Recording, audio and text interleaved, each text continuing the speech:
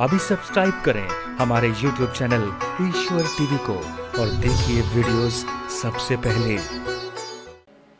मेड़ता में जन्म हुआ श्री मीराबाई का, लेकिन जीवन कितना अद्भुत था कि जब नन्ही थी 5 वर्ष की तो अपने दादाश्री का, क्योंकि कहते हैं संग का प्रभाव बड़ा महत्वपूर्ण होता है, उनके दादाश्री श्री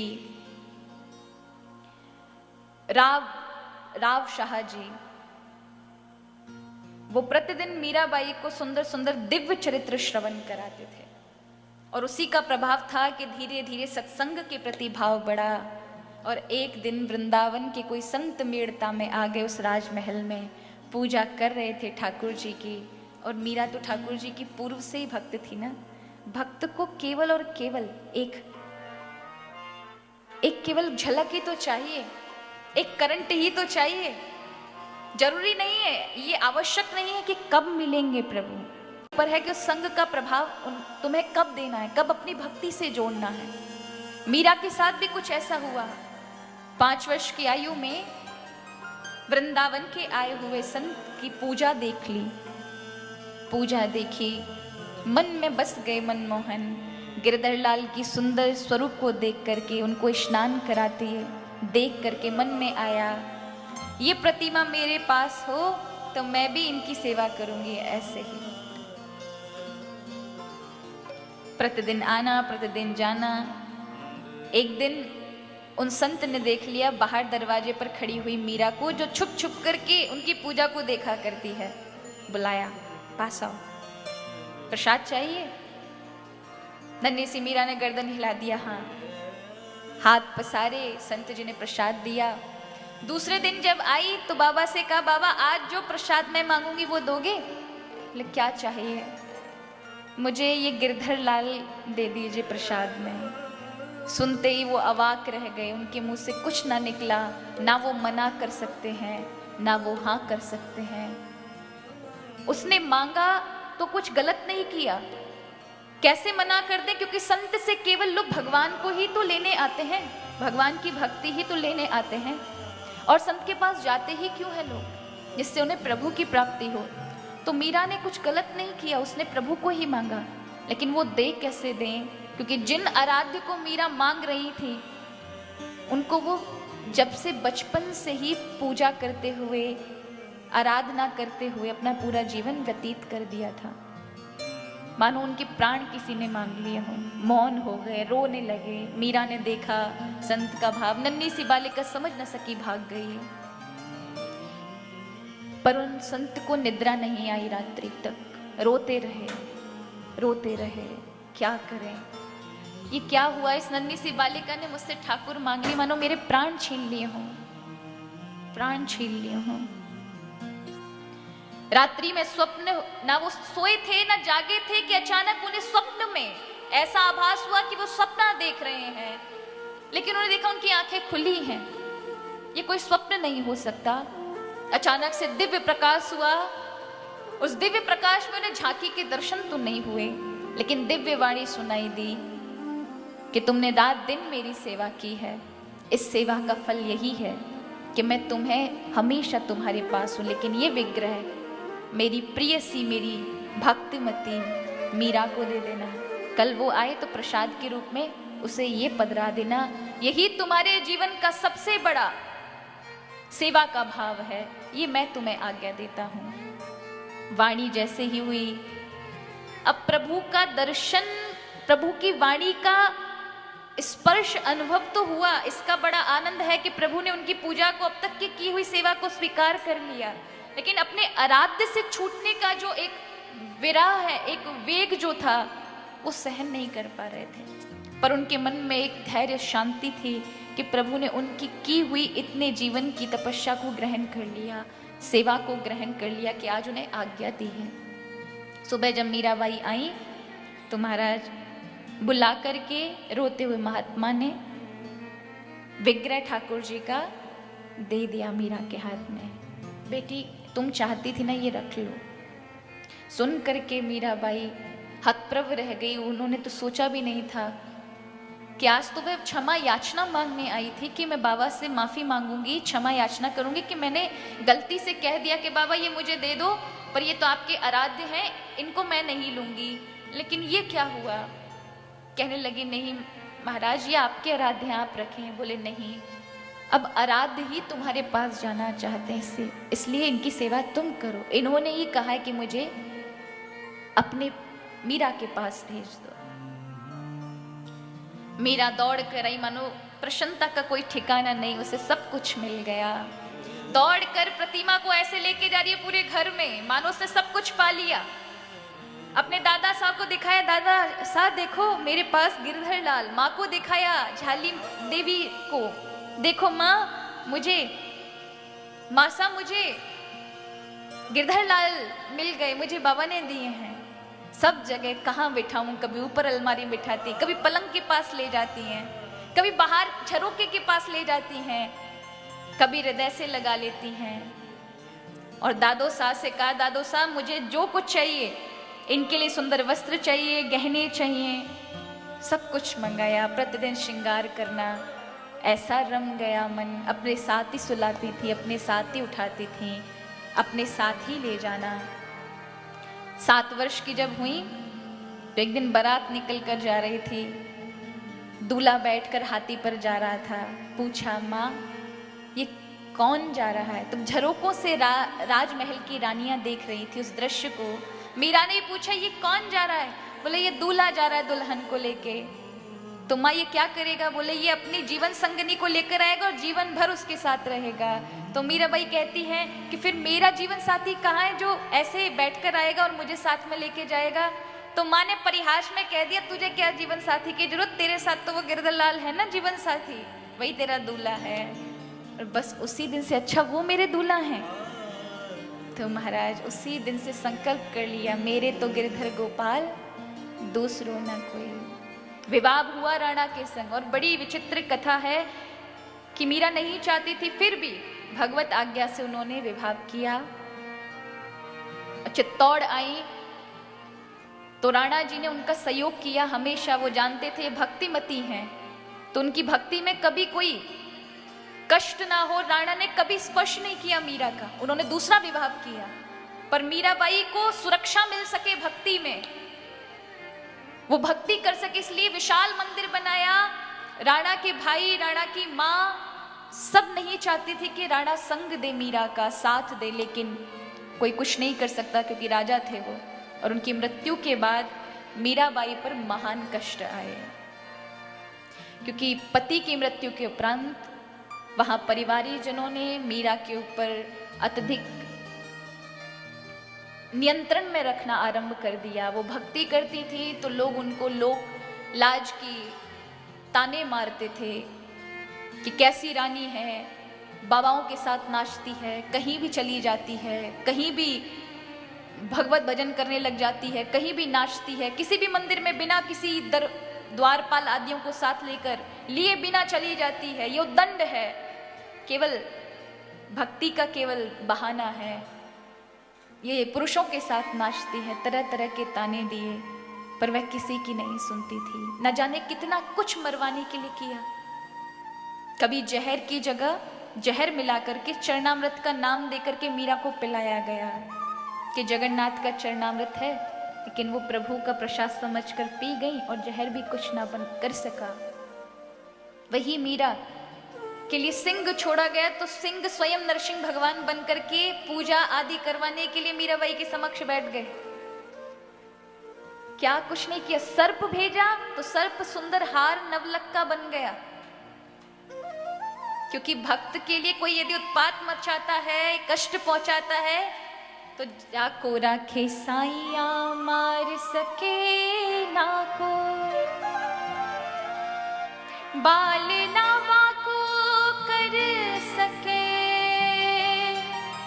जो जग वैरी हो।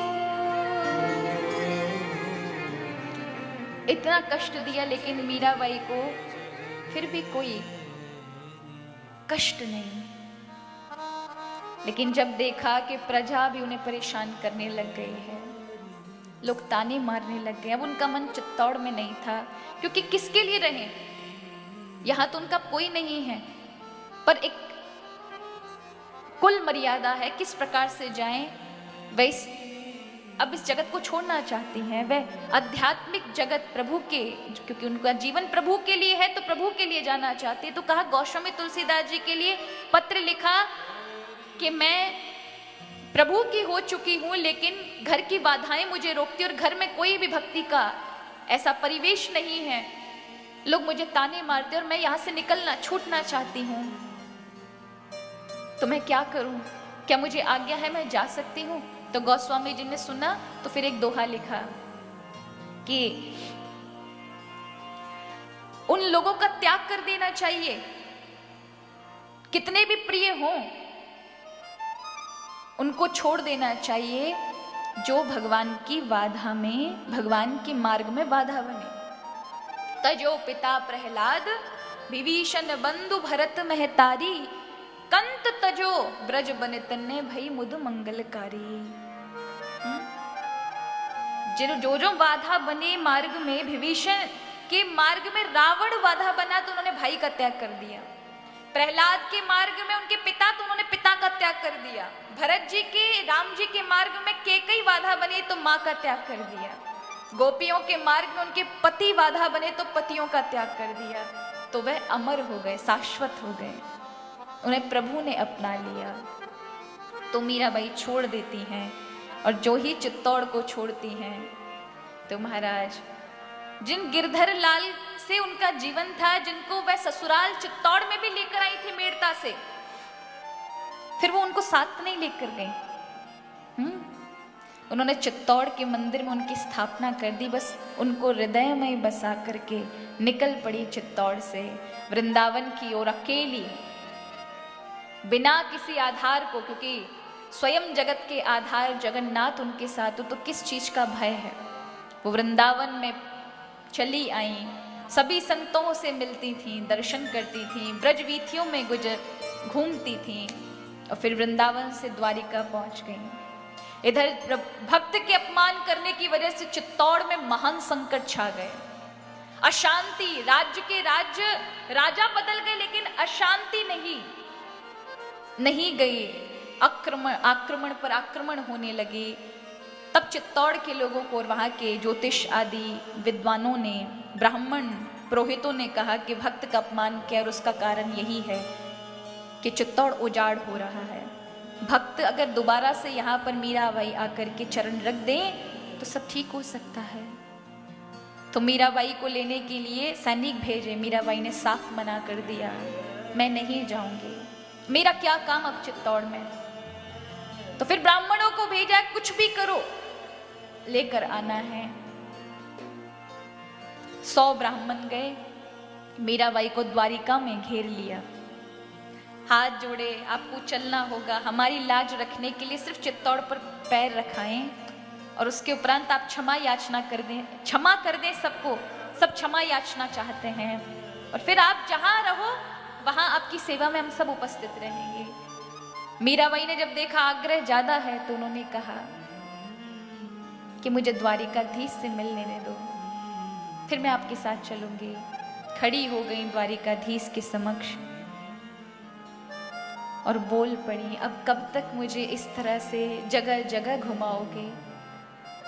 मैंने संसारिक ससुराल छोड़ी, सारा संसार छोड़ा, क्योंकि मेरे सब कुछ आप ही तो थे, आप ही से भटकी संसार में आई, आप ही को खोजने के लिए दर दर भटक रही हूँ, फिर भी आप मुझे अपना नहीं रहे। इस दासी की क्या गलती रह गई जो आपने मुझे नहीं अपनाया, फिर से आप मुझे संसार में ये सब नाटक बना करके आप दोबारा से संसार में भेजना चाहते हैं, मेरी क्या गलती रह गई, क्या त्रुटि रह गई। और आज मीराबाई रोई तो स्वयं द्वारिकाधीश के विग्रह में से साक्षात द्वारिकाधीश प्रकट हुए और मीराबाई तुरंत समा गई, तो मात्र चुंदरी रह गई। ब्राह्मण देवता देखते कि देखते रह गए, महाराज आज क्या कहते। कहा कि भैया आज भक्त का भगवान से साक्षात्कार हो गया, स्वयं भक्त आज भगवान बन गया। तो भाव से ही तो प्रभु मिलते हैं। मीराबाई का कितना प्रगाढ़ भाव था कि स्वयं द्वारिकाधीश को ऐसा नहीं था कि उन्हें इससे पूर्व साक्षात्कार ना हुआ हो। उन्हें रात दिन प्रभु की अनुभूति ही तो रहती थी, रात दिन प्रभु के ही रंग में रंगी रहती थी। तभी तो भला अगर संसार के ऊपर आधार होता तो क्या वो चित्तौड़ को छोड़कर पूरे विश्व का भ्रमण करती? नहीं, उन्हें फिर पुरुष की आवश्यकता पड़ती। होता है ना, कई लोग कहते हैं नहीं हम भक्ति में अकेले नहीं कर सकते भक्ति ना, किसी का साथ होना चाहिए, ग्रस्त जीवन होना चाहिए। देखिए, सबसे पहले ये प्रयास करें कि ग्रस्त जीवन में रहकर ही भक्ति करें। लेकिन जब आपका प्रगाढ़ अटूट विश्वास है और जब जगन्नाथ पर आधार है तो फिर किसी की आवश्यकता नहीं है आपको। फिर ये केवल थोती बात है कि फिर आपको किसी की आवश्यकता पड़े। फिर तो स्वयं प्रभु ही आपको हर जगह, हर प्राणी में बसे हुए, रमे हुए नजर आएंगे। जहां जाओगे केवल हरि ही दिखाई पड़ेंगे। तो फिर हरि से भिन्न आप है ही कहाँ? फिर आपको दो की आवश्यकता नहीं। फिर एक समय ऐसा आएगा कि उसी में आप मिल जाएंगे। फिर मैं नहीं, तू नहीं, सिर्फ और सिर्फ केवल तू रह जाएगा। वहां मैं नहीं आएगा, वहां सिर्फ मैं, अहंकार खत्म हो जाएगा। फिर तू ही तू, तू ही तू, तू ही तू। वो एक बड़ा सुंदर प्रसंग है, मैंने ने मैं ना कहा तो ग्राहक लगे 20 और बकरे ने मैं कहा तो तुरंत कटाया शीस। फक्र बकरे ने किया मैं के सिवा कुछ भी नहीं। तो जब मैना नाम की एक पक्षी होती है वो कभी मैं नहीं करती तो उसको लोग खरीद लेते हैं, बड़ा सुंदर बोलती है तो अपने घरों में रखते हैं। पर बकरा हमेशा मैं करता है तो हमेशा काट दिया जाता है, उसकी गर्दन काट दी जाती है। माने फक्र बकरे ने किया मैं के सिवा कुछ भी नहीं। अहंकार आया कि मैं ही हूं, मैं ही हूं, तो फिर उसका सिर काट दिया गया।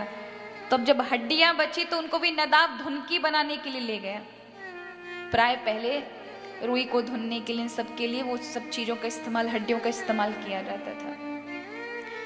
तो जब धुनकी को बजाया गया तो फिर उसमें से मैं की आवाज नहीं निकली, तू ही तू, तू ही तू, तू ही तू की रट आने लगी। फिर समझ गए भैया मैं का असर बहुत बुरा है, हड्डियों पर उतरा है, कुछ नहीं रहा, कुछ भी नहीं रहा। उसी तरह से जब जीवन में अहंकार आता है तो जहां मैं है तहां प्रभु नाही, और जहां प्रभु है ता मैं नाही। प्रेम गली अति सांकरी जा मैं दो न समय। केवल एक ही आ सकता है, या तो आपका अहंकार, या तो आपका मेरापन, मेरा ये, मेरा परिवार, मेरा संसार, मेरी वस्तु, या फिर केवल प्रभु आ सकते हैं। इन दो में से केवल एक ही आएगा, क्योंकि हृदय की गली बहुत सक्रिय है, उसमें दो नहीं बैठ सकते। या तो आपका अपना संसार या फिर केवल सिर्फ और सिर्फ कृष्ण, अन्यथा और कोई नहीं बैठ पाएगा।